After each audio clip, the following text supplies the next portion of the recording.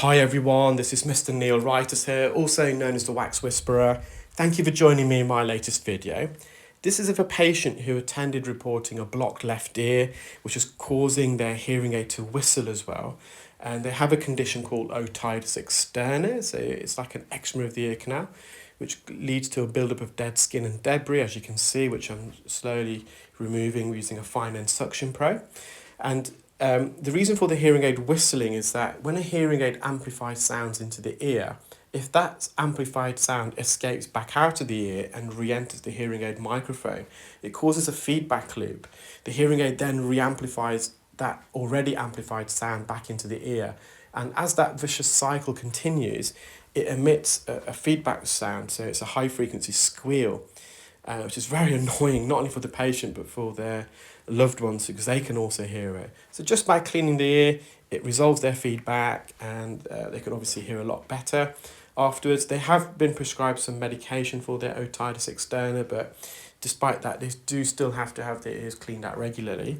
Now, whilst you're watching this, I just want to discuss yesterday's video, 1004, which was a world premiere of the new wax scope device that I developed. And just want to start off by thanking you all for your great comments and feedback. It's very much appreciated. And I just want to discuss it a bit more, just to clarify a bit more about the wax scope and what it is. Now, the wax scope was not developed to replace the iClearscope endoscope. So this device that we're using now, it's an endoscopic device called the iClearscope. It's something that my company Clearwax developed back in 2015. And as you can see, you cannot compete with an endoscope in terms of view. There's nothing out there that can compete. So the concept behind the wax scope was the next best alternative to the endoscope if a clinician is not able to use the endoscope, the iClearscope. And that's because in order to use an endoscope to remove earwax, it does require a high skill level, and we've been training people since 2015, and it was very apparent that not everyone is going to be suitable to use an endoscope. They just don't possess the bilateral integration that's required and necessary to use it. And let me explain that in a bit more detail. As ear professionals, we are all trained to look inside the ear using a speculum. So a speculum is a narrow funnel cone-shaped object. It's hollow at its core, and the speculum is designed to stretch and widen the ear canal. And that's because the human ear is just not straight. It's got bends and twists, narrowings and widenings. Now, with an endoscope, there is no speculum, and therefore the specialist must be able to widen and stretch the ear canal open using the endoscope itself. So in this case, I'm using my non-dominant hand, which is my left hand, which is holding the endoscope, to stretch and widen the ear canal, whilst also visualizing the earwax and eardrum. And simultaneously, I'm using my right hand to hold, in this case, the suction probe to enter the ear to remove the wax. So you can see it requires this coordination between left and right hand. And it can be a difficult skill to master. Now, a speculum is it does that for you. But the problem with a speculum, and someone made a great analogy yesterday, it's like you're looking through a keyhole, and that's unavoidable. So prior to the existence of endoscopes, whenever anyone looks in your ear, they're using a speculum. That's the only other way. And believe it or not, globally and also in the UK, most specialists are still not using an endoscope. So that's not the norm. So if you're having your ears cleaned out professionally, especially in the UK, it's probably a 2 in 10 chance, I would say, 20% chance that your specialist is actually using an endoscope. Therefore, the view that they've got, it's a narrowed view, like looking through a keyhole. And that's the norm. That's how audiologists, we've always accepted that is how it is.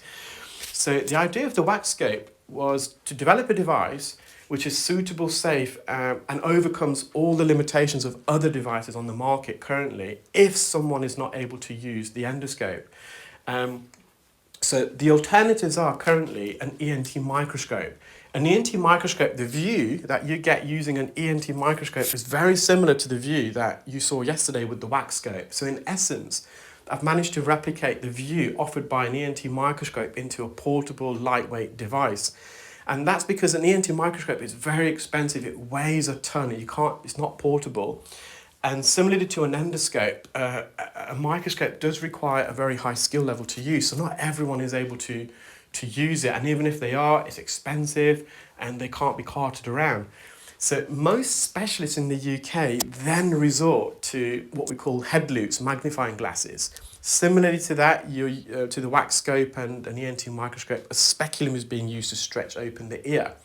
However, the optics with a head loupes are far, far inferior to both an ENT microscope and the wax scope that you saw yesterday. If the wax is near the entrance, then yes, you probably have a good view, but when the deeper you look inside the ear, especially near the eardrum, the view just becomes distorted, out of focus in a lot of the cases, and also there's just no magnification. And quite often when we get specialists coming on our endoscopic courses, they've all been trained in head loupes before, and they say that they just really struggle and when removing wax deep from the ear because the optics are not there. And interestingly enough, when the training courses that train people to use head loupes, as part of their training, they instruct the specialist to then check that they removed the wax, which they were using head loupes to view inside the ear, with an otoscope. So you're removing wax using head loupes, but then you're being told to check that you've actually removed all the wax by removing the head loupes and instead using an otoscope, which kind of defies the object. It's a strange paradox. So there's another device on the market, which is an otoscope, and it's got a screen, so it uses a smartphone technology like this to view. But again, the optics with that, it's just chalk and cheese. It's just so far inferior to an ENT microscope and the wax scope, which is what you saw yesterday.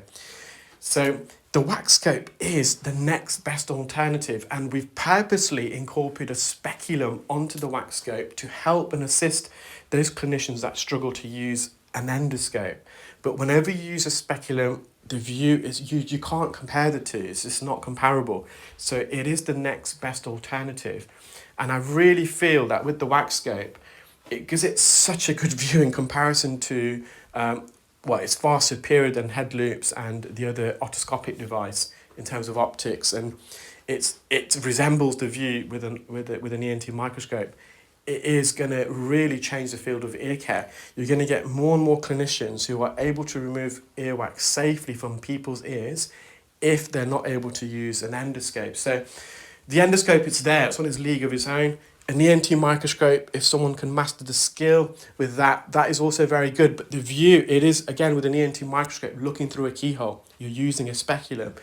But the ENT microscope is very expensive, it does require a high skill level, and it's not portable.